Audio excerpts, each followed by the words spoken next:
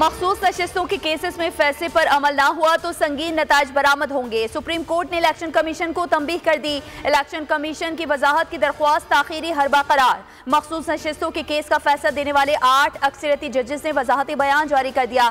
जजेस ने लिखा कि इंतखाबी निशान ना होने के बायस सियासी जमात का आईनी और कानूनी इख्तियार खत्म नहीं किया जा सकता। PTI सियासी जमात थी और है। इससे आम इंतखाबात में कौमी और सूबाई असम्बली की नशिस्तें जीती। इलेक्शन कमीशन के जरिए जारी फहरिस्त महज इंतजामी अमल है। मकसद तमाम मुतालिका अफराद को मालूमात और सहूलत फराहम करना है, लिहाजा इलेक्शन कमीशन जिम्मेदारी फौरी पूरी करे।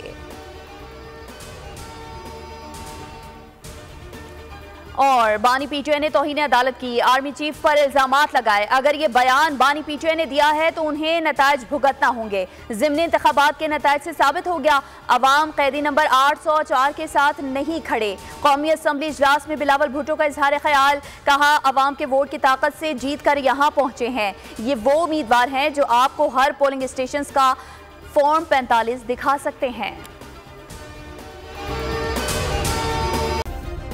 सब्सक्राइब करें और बेल दबाएं ताकि कोई खबर रह न जाए।